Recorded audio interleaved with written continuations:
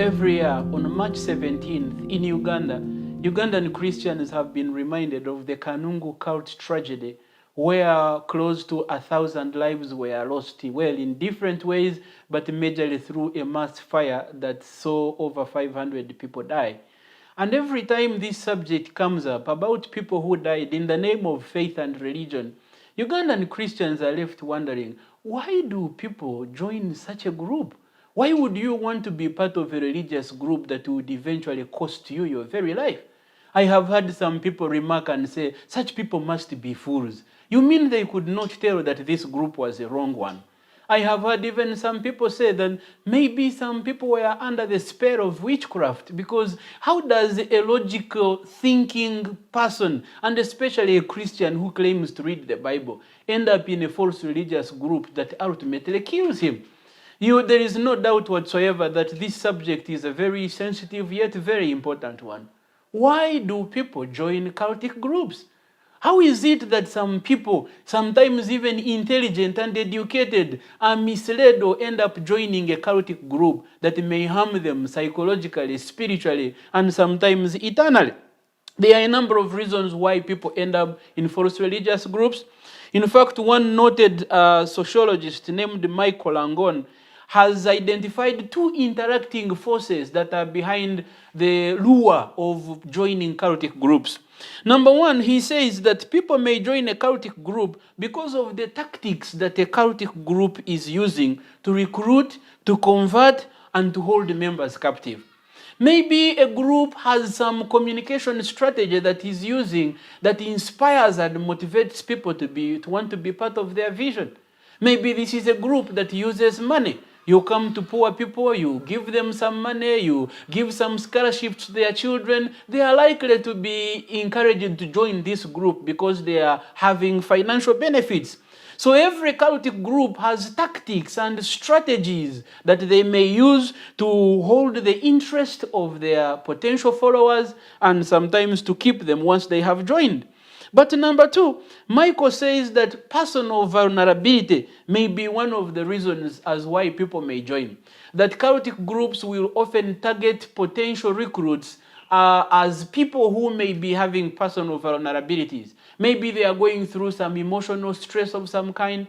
Maybe they've lost a loved one and members of this group come and encourage them and they walk with them through the grieving process. One can understand why you would want to follow such people to their church if they have loved you, showed you care and compassion, especially if they have done things that your own church has not been able to do for you.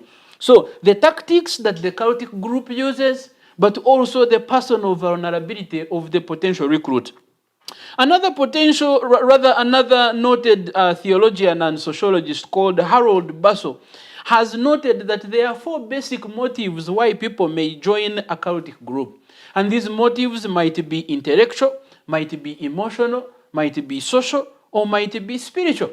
That from time to time you have people who have a longing for rational answers to basic questions. Maybe you belong to a certain church where you have asked questions from your pastor and your pastor has not given you satisfying answers. Maybe he doesn't know, or he has intimidated you by telling you to stop asking such questions or to believe them by faith.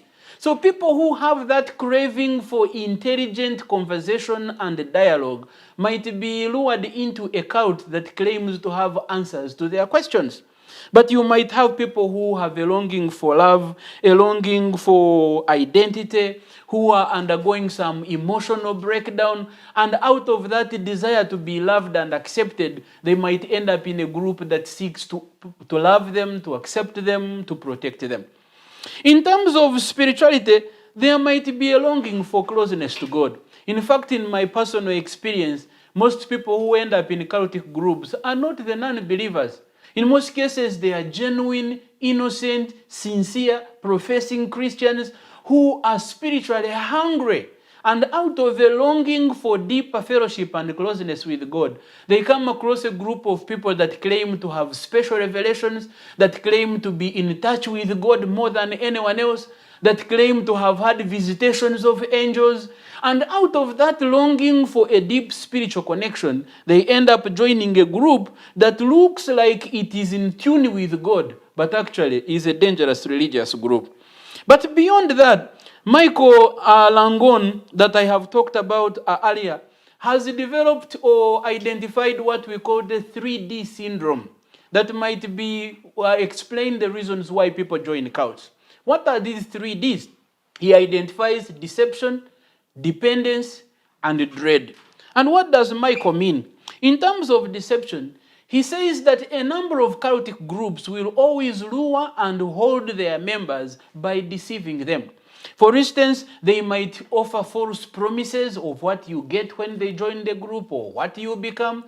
They might promise you riches. They might promise you maybe miracles. They might promise you some what will happen to you when you die, maybe claims to special privileges in heaven.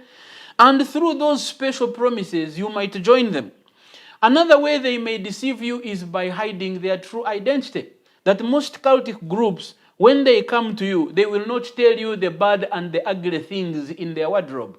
They will instead promote their group very well in a very positive way that when you listen to them, you begin to wonder, why did I take so long before knowing that such a group existed? So by hiding their true identity, giving you false promises, suppressing information about them, you may come in thinking they are a good group when actually they are a very dangerous religious group. But number two is what we call dependence.